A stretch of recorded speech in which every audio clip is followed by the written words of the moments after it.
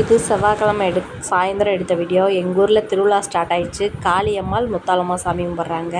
சாமி வந்து ஊருக்குள்ளே அழைச்சிட்டு வராங்க. சாமி சிலை செஞ்சலக்கிருந்து என் பையன்லாம் பயங்கர டான்ஸ் இருந்தால் இதான் என் பையன், டவுசர் போட்ட பையன் தான் என் பையன். செம்மையாக டான்ஸ் ஆடிட்டு இருந்தான்.